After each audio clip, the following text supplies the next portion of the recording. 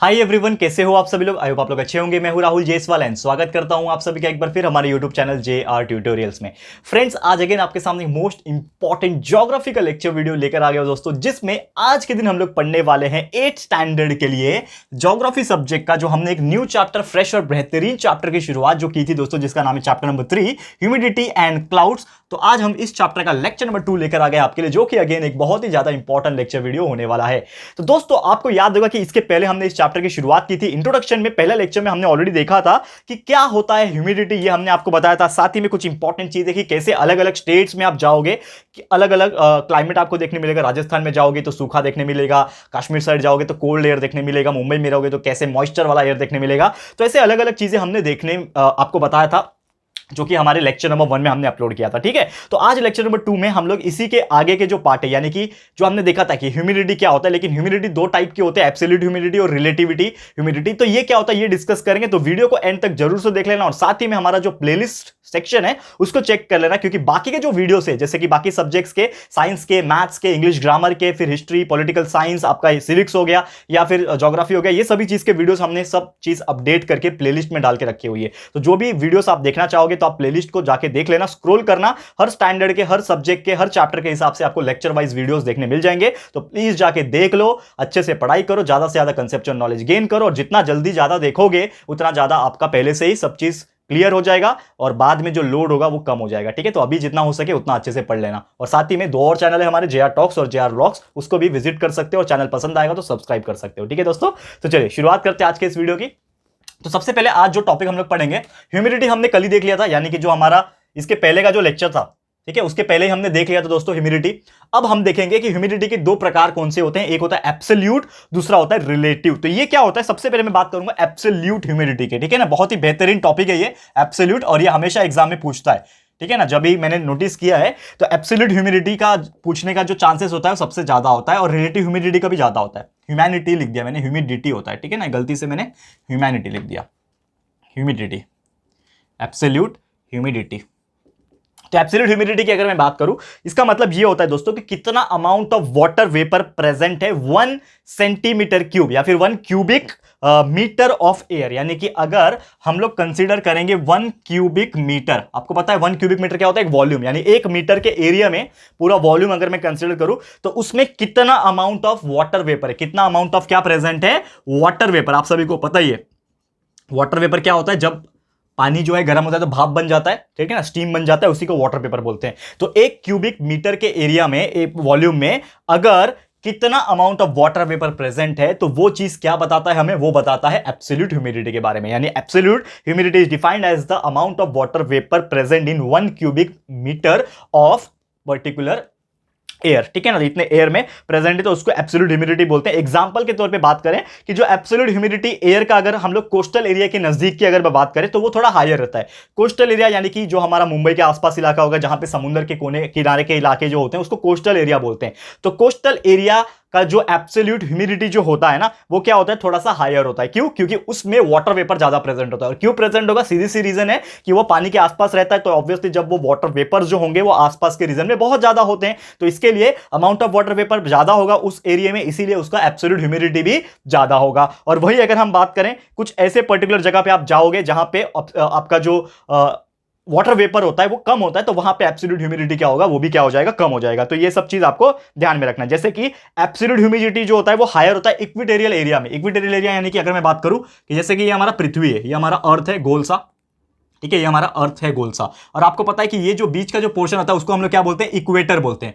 क्या बोलते हैं दोस्तों, इक्वेटर। सभी को पता है, ज्योग्राफी तो थोड़ा बहुत आपने पढ़ा ही होगा ना, ज्योग्राफी पढ़ रहे हो ना, इसके पहले के ज्योग्राफी में पढ़ा होगा। तो हमारे अर्थ के जो बीच में से जो लाइन जाती है, तो उसके आसपास के जो भी अगर कंट्रीज है, यानी कि आसपास रहने वाले जो भी कंट्रीज रहेंगे बीच में आसपास, तो वहां पे क्या होता है, जो एब्सोल्यूट ह्यूमिडिटी जो होती है वो क्या होती है, थोड़ी सी हायर होती है। क्यों हायर रहेगी, ऑब्वियसली वो हायर इसलिए रहेगी क्योंकि अमाउंट ऑफ वाटर वेपर उसमें क्या रहेगा, प्रेजेंट रहेगा ज्यादा। और वही चीज अगर हम थोड़े से पोल्स की तरफ जाएंगे, पोल्स मतलब क्या होता है आपको पता ही है, ऊपर का जो पोर्शन होता है उसको पोल्स बोलते हैं, नीचे का जो पोर्शन होता है उसको पोल बोलते हैं। ये नॉर्थ पोल होता है, ये साउथ पोल होता है। यानी कि अगर इसके आसपास कुछ कंट्री प्रेजेंट है, समझ लो इसके आसपास कुछ नजदीक में कुछ कंट्री प्रेजेंट है, तो ये जो कंट्रीज रहेगी उसका जो एब्सोल्यूट ह्यूमिडिटी रहेगा वो थोड़ा सा लोअर रहेगा। क्यों लोअर रहेगा, क्योंकि उसमें जो वाटर वेपर का जो अमाउंट रहेगा वो क्या रहेगा, बहुत ही ज्यादा कम रहेगा, बहुत ही कम रहेगा, ये चीज आपको ध्यान में रखना है।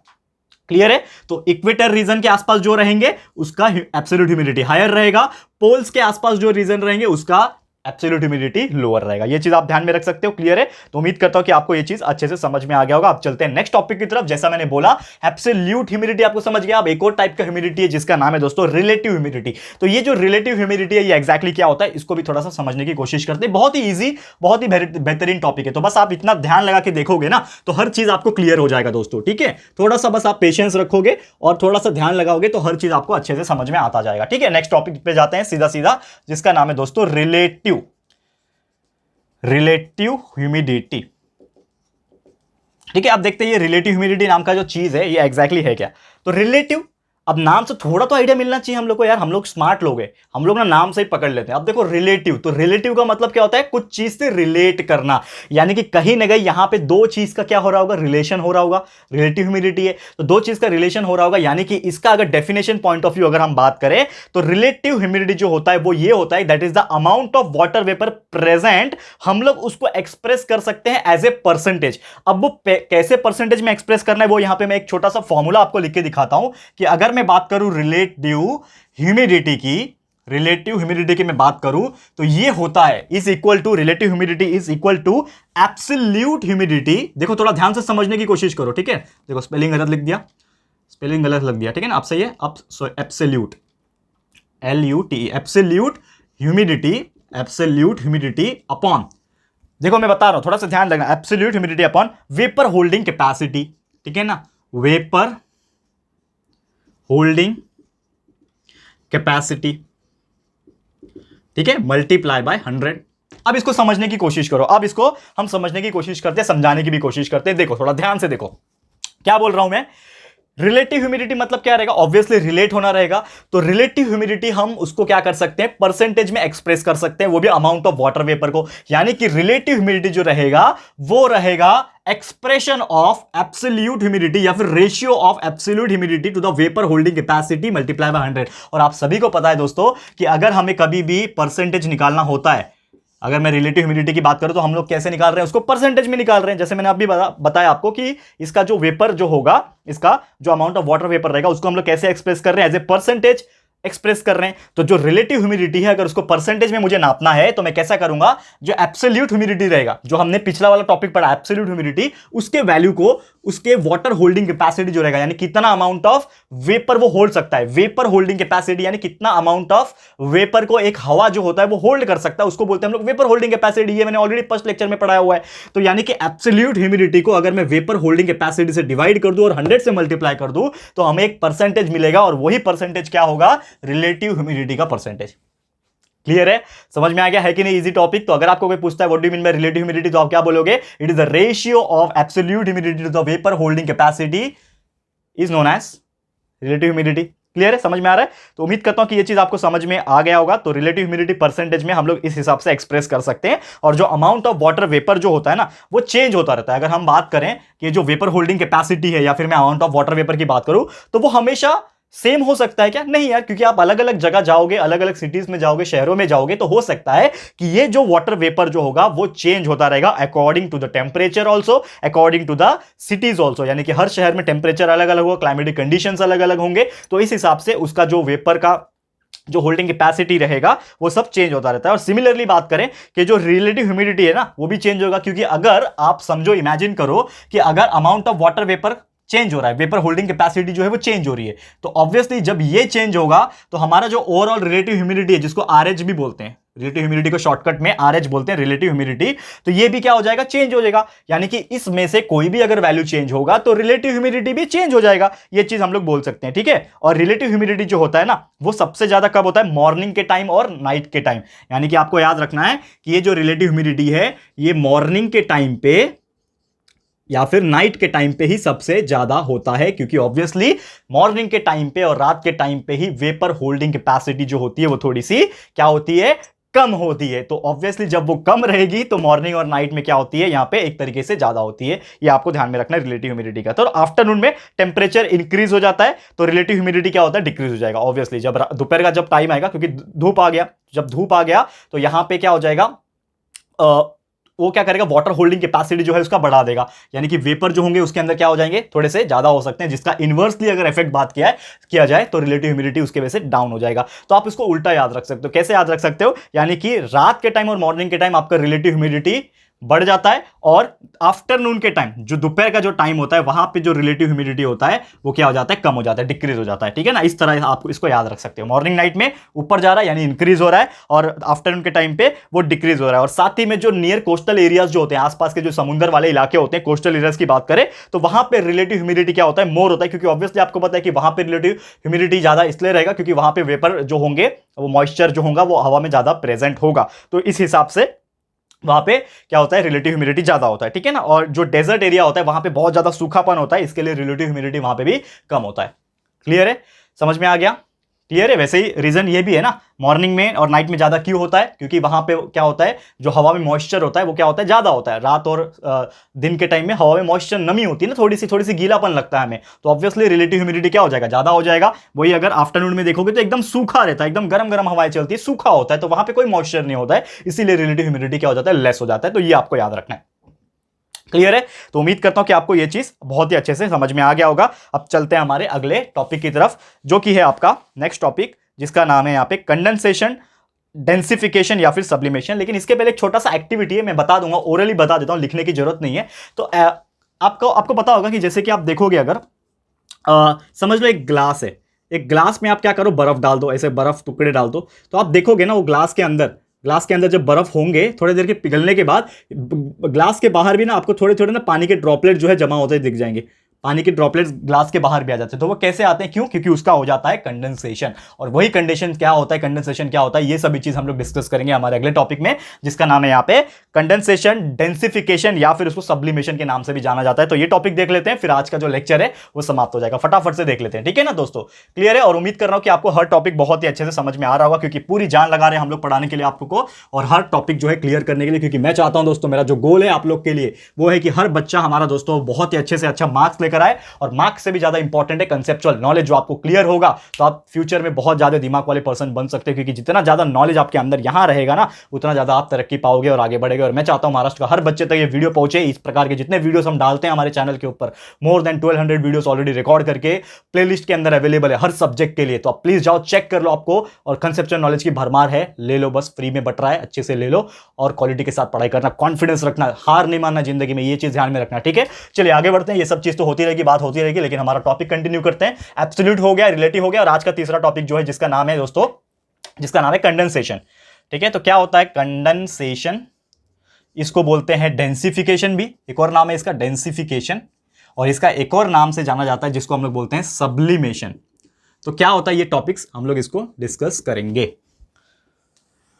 ओके, लास्ट टॉपिक तो थोड़ा सा ध्यान लगा के देख लो। तो अगर हम बात करें कि जो प्रोसेस होता है changing of water vapour into air, यानी कि अगर कोई वाटर वेपर है, आपको पता है वाटर वेपर क्या होता है, स्टीम होता है।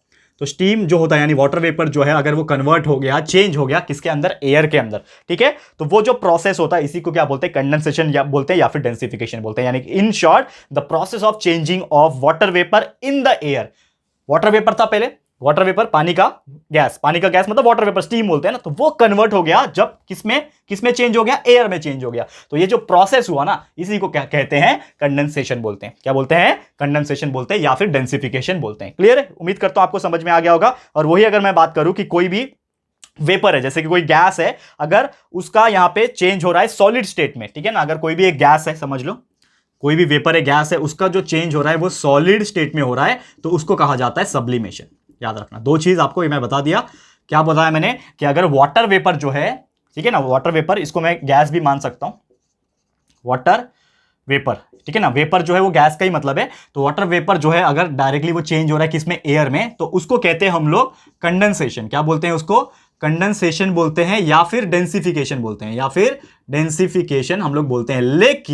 लेकिन दोस्तों, अगर कोई गैस या फिर वाटर वेपर जो है वो अगर सॉलिड में चेंज हो रहा है, हवा क्या है, इट इज ए गैस, वो तो गैस का गैस में ही चेंज हो रहा है। लेकिन अगर ऐसा होता है कि जो वेपर या फिर जो गैस है वो सॉलिड स्टेट में जब चेंज हो रहा है तो उसको हम लोग बोलते हैं सब्लिमेशन। ये आपको ध्यान में रखना है, क्लियर है। तो उम्मीद करता हूं कि आपको ये चीज समझ में आ गया होगा। तो कोई भी टेम्परेचर जब हवा का रिड्यूस होता है, डिक्रीज होता है, तो उसका जो वेपर होल्डिंग कैपेसिटी जो होता है वो भी कम हो जाता है। ये हमने ऑलरेडी डिस्कस किया हुआ है ऑलरेडी कि कभी भी अगर टेम्परेचर कम हो जाएगा तो वेपर होल्डिंग कैपेसिटी भी कम हो जाएगा। इसीलिए रात वगैरह के टाइम जब टेम्परेचर कम हो जाता है तो उसका जो वेपर होल्डिंग कैपेसिटी होता है वो भी कम हो जाता है, जिसके वजह से रिलेटिव ह्यूमिडिटी जो होता है वो बढ़ जाता है। ये आपको पता ही है दोस्तों, हमने बहुत बार बोला हुआ है। तो यहां पे रिलेटिव ह्यूमिडिटी जो होता है वो 100% हो जाता है, यानी कि रात के टाइम जब बढ़ जाएगा रिलेटिव ह्यूमिडिटी तो उसका जो ह्यूमिडिटी जो होता है, रिलेटिव ह्यूमिडिटी, वो एयर का कितना हो जाता है, 100% बढ़ जाता है। यानी कि जब ऐसा होता है कि वेपर होल्डिंग कैपेसिटी कम हो गया तो उसका रिलेटिव ह्यूमिडिटी जो होता है वो काफी ज्यादा बढ़ जाता है, और इसके वजह से जो वेपर्स होते हैं ना वो स्टार्ट हो जाते हैं कंडेंसेशन होना, यानी कि वो हवा में कन्वर्ट होना शुरुआत हो जाते हैं। यानी रात के समय में ऐसा होता है कि जो वेपर्स वगैरह होते हैं वो हवा के साथ मिक्स हो जाते हैं और चेंज हो जाते हैं, क्योंकि वहां पे 100% रिलेटिव ह्यूमिडिटी हो जाता है, और इसके वजह से ये सब चीज पॉसिबल हो जाता है। और सेम टाइम में क्या होता है कि जो टेम्परेचर होता है ना हवा का, उसको यहां पे ड्यू पॉइंट कंसीडर किया जाता है। यानी कि वो टाइम पे जो हवा का टेम्परेचर हो जाता है, क्योंकि वो टाइम पे क्या हो रहा है, वो टाइम पे क्या हो रहा है, कंडेंसेशन हो रहा है। यानी कि जो वेपर्स थे, जो वाटर वेपर्स थे, वो कन्वर्ट हो रहे हैं किसमें, एयर में कन्वर्ट हो रहे हैं, जिसको हम लोग कंडेंसेशन या फिर डेंसिफिकेशन बोलते हैं। तो वही टाइम पे अगर आप उस हवा का जो टेम्परेचर मापोगे तो वो हवा का जो टेम्परेचर होगा उसको कहा जाता है ड्यू पॉइंट टेम्परेचर। क्या कहा जाता है, ड्यू पॉइंट। और आप सभी को पता होगा कि ड्यू का मतलब होता है दोस्तों ओस। हम लोग बोलते हैं ना ओस, सुबह सुबह उठते हैं देखो पानी जैसा पेड़ पौधे के ऊपर पानी जैसा आया रहता है तो उसको ओस बोलते हैं, ठीक है। तो ड्यू बोलते हैं। तो वो जो ड्यू होता है इसी पॉइंट के थ्रू, यानी कि वो टेम्परेचर को ड्यू पॉइंट कहा जाता है। और इसीलिए जो कंडेंसेशन है यहां पे, तो इसमें एक चीज बोला जाता है, इंप्लाई ये किया जाता है कि जो कंडेंसेशन प्रोसेस के लिए जो होता है टेम्परेचर यहां पे क्या होना चाहिए, लो होना चाहिए और रिलेटिव ह्यूमिडिटी हाई होना चाहिए, तब आपका कंडेंसेशन होगा। यानी कि कभी भी अगर आप बोलोगे कि कंडेंसेशन प्रोसेस होना चाहिए इसमें, तो यहां पे एक चीज होगा कि रिलेटिव ह्यूमिडिटी जो होगा वो क्या हो जाएगा, हाई हो जाएगा, एंड यहां पे टेम्परेचर जो होगा वो लो हो जाएगा। यानी टेम्परेचर लो है और रिलेटिव ह्यूमिडिटी हाई है तो आपका कंडेंसेशन प्रोसेस होना पॉसिबल है, और वो टेम्परेचर पे जब वो हो रहा होगा उसी टेम्परेचर को ड्यू पॉइंट कहते हैं। याद रहेगा, क्लियर है दोस्तों, 2 बार बता दिया आपको। तो उम्मीद करता हूं कि ये चीज भी आपको समझ में आ गया होगा। लेकिन ये सब चीज में क्या होता है कि इन्वायरमेंट में आप देखो कि कंडेंसेशन प्रोसेस के दौरान क्या होता है, आसपास हवा में बहुत सारे अलग अलग पार्टिकल्स भी आ जाते हैं, जैसे कि dust particle, salt particles and suit particle, टुकड़े होते हैं ना छोटे छोटे कार्बन के, तो वो भी सब मिक्स हो जाते हैं उसमें। और जो ड्यू होता है, यानी जो हम लोग बोलते हैं ना ओस, ड्यू बोलते हैं, फ्रॉस्ट बोलते हैं, फॉग बोलते हैं, ये सब कंडेंसेशन का ही फॉर्म है। क्योंकि कंडेंसेशन जब होता है तो वेपर्स क्या हो गए, हवा में कन्वर्ट हो गए, जिसकी वजह से टेम्परेचर थोड़ा सा डाउन हो गया ड्यू पॉइंट की वजह से। तो वो टाइम पे हवा जो होता है जब कन्वर्ट हो गया तो वो ड्यू का निर्माण हो जाता है, यानी ओस आ जाता है, फॉग आ जाता है। आपने देखा ना हवा में फॉग हो जाता है, धुंधला धुआं धुआं हो जाता है, तो फॉग हो गया, फ्रॉस्ट हो गया, ये सब कंडेंसेशन का ही नतीजा है, जिसके वजह से हमें ग्राउंड के लेवल पे यानी जमीनी लेवल पे आपको ये सब चीज जो है देखने मिलता है। और जैसे जैसे आप हायर एलिवेशन पे जाओगे, ठीक है ना, तो ये सब चीज आपको और ज्यादा देखने मिलेगा। क्लियर है। तो उम्मीद करता हूं कि ये चीज आपको समझ में आ गया होगा। तो यहीं तक था दोस्तों हमारा आज का लेक्चर फिर यहीं पे मैं स्टॉप करूंगा। क्योंकि दोस्तों, क्योंकि अगला जो टॉपिक है वो है इस चैप्टर का अगला टॉपिक, यानी कि क्लाउड्स। ह्यूमिडिटी के बारे में सब चीज हमने देख लिया कि कौन कौन से टाइप के ह्यूमिडिटी थे, क्या था, ये सभी चीज हमने डिस्कस कर लिया। लेकिन ह्यूमिडिटी के साथ साथ में इस चैप्टर के अंदर क्लाउड्स के बारे में पढ़ना है। तो अगला जो टॉपिक है हमारा वो है दोस्तों clouds and the types of cloud, यानी कि कौन कौन से टाइप के बादल होते हैं। कभी सोचा था आप पढ़ पाओगे ये कि बादल के भी टाइप्स होते हैं? आप आसमान में रोज बादलों को देखते होंगे, ठीक है ना, बादलों तो क्लाउड्स जो होते हैं ये अलग अलग प्रकार के होते हैं, इसका शेप अलग अलग होता है, फंक्शन अलग अलग होता है। तो ये क्या होता है, ये सभी चीज हम डिस्कस करेंगे दोस्तों हमारे अगले लेक्चर में। तो आपको बिल्कुल चिंता नहीं करना है। तो अगला लेक्चर यानी कि लेक्चर नंबर 3 जल्द से जल्द आपके लिए मैं लेकर आ जाऊंगा, आपको चिंता नहीं करना है। और ये पूरा का पूरा चैप्टर को भी कंप्लीट कराने की कोशिश करूंगा। तो बस दोस्तों आज का वीडियो यहीं तक था। कैसा लगा है दोस्तों हमारा आज का लेक्चर वीडियो आपको, तो प्लीज हमें कमेंट करके बताइएगा, अपनी राय और सजेशन जरूर से दीजिएगा। और अगर आपको ये वीडियो अच्छा लगा है, हमारा जो मेहनत है, एनर्जी लेवल देख के आपको कैसा लगा है कमेंट करना। और अच्छा लगा है दोस्तों, वीडियो पसंद आया है, जो हमने नॉलेज आपको दी है आज पसंद आया दोस्तों, तो प्लीज वीडियो को लाइक कर देना दोस्तों। दिल से लाइक निकलना चाहिए तो लाइक कीजिएगा, और शेयर जरूर से कर देना अपने सारे फ्रेंड्स एंड रिलेटिव्स को, फटाफट से शेयर कर देना दोस्तों। एंड अगर आपने अभी तक इस चैनल को सब्सक्राइब नहीं किया तो फटाफट से चैनल को भी सब्सक्राइब कर देना। साथ में एक बेल आइकन होता है उसको भी प्रेस कर देना, ताकि फ्यूचर में हम कोई भी वीडियोस को अगर अपलोड करेंगे तो आप लोगों को नोटिफिकेशन मिलती रहेगी। ठीक है फ्रेंड्स, तो मिलते हैं हमारे अगले वीडियो में। ये वीडियो देखने के लिए thank you and good bye.